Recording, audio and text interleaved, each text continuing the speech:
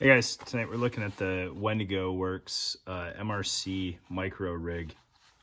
It is a kind of a micro chest rig, more of a chest bag like the Hill People Gear products. The litany of versions that they have, this harnesses a lot of the flavor there, while also kind of appeasing to fans of the micro fight or any of the other micro chest rigs that are out there, in what I think is a very clean, very functional, and feature-packed setup.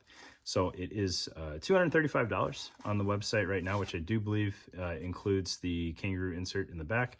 Not that everybody doesn't have one of those floating around already, but why not snag another? There's a variety of colors that this is available in. He did send this to me to review, so there may be some bias there, right? Me not having to spend money makes me happy, but super cool product, and a slightly different take on the chest bag micro chest rig concept at the surface level. Refreshing amount of detail in here, and the way it's configured to kind of satisfy any need that you might have. It's almost mind-blowing how many details and features are included in here at the $235 when you factor in starting with like a Mark IV microfight or any of the other products. This is not a hit on Spiritus by any stretch. Kind of the base price, you're like, oh, okay, I can get in the door for $70, but you really can't. $235 out the door with the harness, with the kangaroo insert, and all of the features in here, I think is a great deal if it meets your needs. So let's get on the table and take a look at it. All right, so to recap again, this was sent to me at no cost to myself. So that inherently is going to drive a little bit of bias. Not being paid for the review by any stretch, still not sponsored by anybody, but I do want to call out that it was sent to me. All right, so this is the MRC micro rig from Wendigo Works, and it's a very nice form factor for as much stuff as it can hold. All right, depending on what you're doing, yeah, the idea of a 3-layer, technically 4, potentially 5, depending on how you look at it, chest rig might seem daunting, and I would agree that if your intent was to use this as a placard on a plate carrier with likelihood of going prone or anything like that, I can totally see why this would be a little concerning to you. However, if the idea is to keep a little bit of kit handy and potentially use it with a ruck or a day pack or something like that, maybe you're hunting, you're going out in the woods, just messing around, the side to side profile on this is great, right? It's 3 mags wide. It's definitely narrower than your chest. It's not going to get in the way as you're moving through the brush and whatnot, and a little bit of added depth to it should really never be a factor, because you're not going prone, or if you are going prone, you've got time to take this off. You know, if you were wearing it hunting or something, hopefully you'd have a little bit of time to get set up wherever you were at. Right. It's really not as crazy bulky as it could be, even when fully loaded, just based on the way some of the design works and kind of what's intended to be in there. You don't have a lot of room to make it huge. And you do have a lot of room to kind of play with how much stuff is in there and ultimately control the depth in the first place. All right, so I do kind of want to start with the kangaroo pocket, and then we'll get the mags out of the way. It is a very nice happy medium of size and depth in this kangaroo pocket. So the 3 mags fit in there without any struggle. They're not banging up against each other in there. They're not, you know, smashed in there. It wasn't a shoehorn fit where I had to get, you know, one side in and the other side and then kind of smash the middle mag in there. It fits really well. And then additionally, you know, if you're not using his insert, or if you're kind of willing to meet the insert in the middle, I did try disconnecting one of the cells, and a commercial Motorola fits in there just fine. There's enough retention on the magazines and the insert to hold them in place. A Bofang is obviously going to fit a little bit easier. You could fit a Bofang with an exoskeleton right in the magazine pocket and not have any issues there. Or, you know, maybe you are taking this to the range. You could get your 2 M4 mags, and you could smash a couple pistol mags. Obviously orientation not ideal there, but they'll fit, and you could swap out inserts and do, you know, whatever your heart desires for that kangaroo pocket. It is set up with loop on both sides, so your inserts are going to be hook and hook, which I do believe is the Spiritus pattern, plus whoever else uses that pattern, right? I'm just going to use them because they're an easy example. And then if you didn't need that, you know, you could leave them empty, or you could get yourself a hook strip of Velcro and just smash it shut and not have to worry about that. Or take out the insert and use it as a map pocket, so it's essentially not taking up any room. All right, so that's the kangaroo pocket. Probably more detail in that kangaroo pocket than you cared for, but I think it's a really nice size. A lot of, especially you know, things designed to be placards are for whatever reason getting more and more narrow, even though there's plenty of plate pocket to play with, and 3 mags just doesn't fit the way that it should. So then moving on from there, we'll start at the front and work our way back. So on the front face of this, you have 4 columns of laser cut pals, 3 rows, really 2 rows, depending on how you look at it. You can mount 3 inch tall pouches on there just fine, or 4 inch tall pouches, depending on how you look at it. End user device, CAGWorks case, Juggernaut case, if that's something that you want to do. I don't necessarily think that's a crazy idea on here, because, you know, if you're into drones or UAVs or something like that, putting your phone or your tablet on there to work as your display on a chest pack, I think makes sense, right? You got the drone in your day pack or whatever, just flip down the screen, it holds it handy for you, and then all you have to worry about is the controller. Right. Behind that, you have a pocket, and I don't know how well this is going to show up, but this pocket behaves like it has a little bit of a bellow to it, or kind of a 3-dimensional shape. So you've got 2 kind of slash pockets in the back with tie-down loop, and nothing on the outer face, because that would just get a little obnoxious on organization there. But you do have some nice pockets to keep smaller items handy in this front pocket, as well as plenty of volume for whatever other items you want loose in there. All the zippers on here are dual pull, which is really nice, especially as we move further back where you might want to stage zippers to do certain things.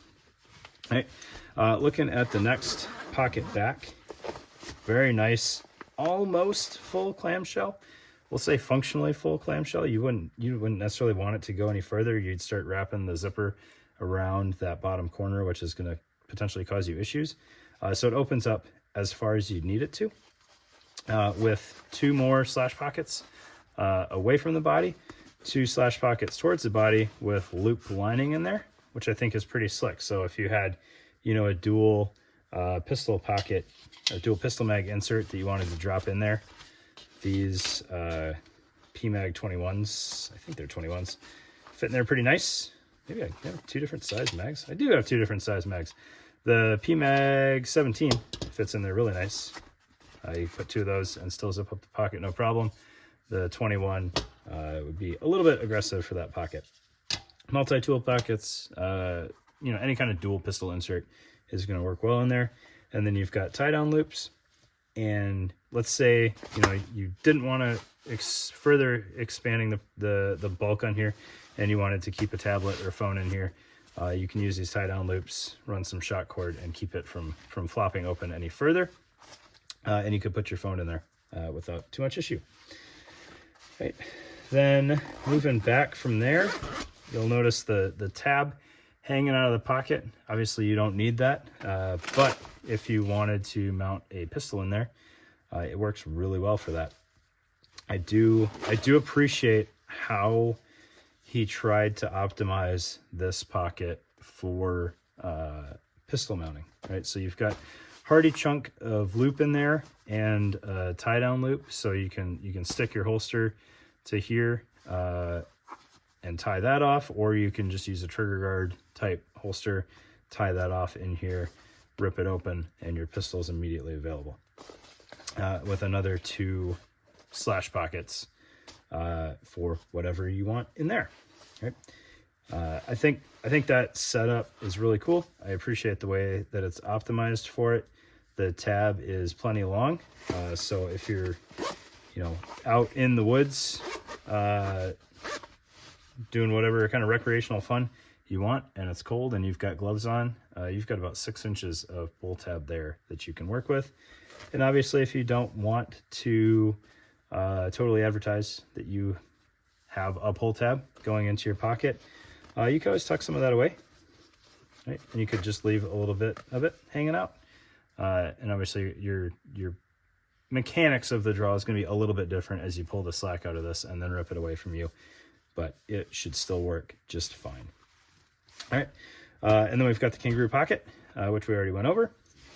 On the bottom, you've got some chunks of webbing. This is not elastic. This is just regular webbing, but you can tether things in there. You could run fixed blade knife, a breech pen if that was something you wanted to do. Clip a pocket knife and a flashlight in here, multi-tool in here, whatever you want. Nice flexibility there. And then a grommet in the back for drainage. Right, looking at the back of this thing, you have a Molly Pals field for if you want to put additional shingles on the back, or if you want to mount a dangler off of this, you can do that. Something like the L4 puzzle would mount to this if you needed to, increase your vertical real estate. And he when I talked to him, he also mentioned that the idea is that this will eventually allow you to tie into potentially split front rigs or mount it as a placard, kind of whatever you deem this thing best used for. It allows you a lot of flexibility there. Even if nothing else, you can tuck a pen in here to keep it handy. Tuck a Sharpie in here, a grease pencil or something to work with your map. The world's your oyster. He's just giving you options. And then I don't know how well it shows up just from looking at it, but there is a 1.75 inch pass through here for if you wanted to use this as a fanny pack. You can run your belt through here. I don't know why I'm being dumb on the side there. You run your belt through there and use it that way. And then obviously you'd pop your buckles off and just have it on your belt. That would work out fine. The production version is going to have split bar buckles, so you can remove all of those as needed. You also have tie down loops on the bottom corners here if you wanted to throw a waist belt on here or something like that to further anchor it.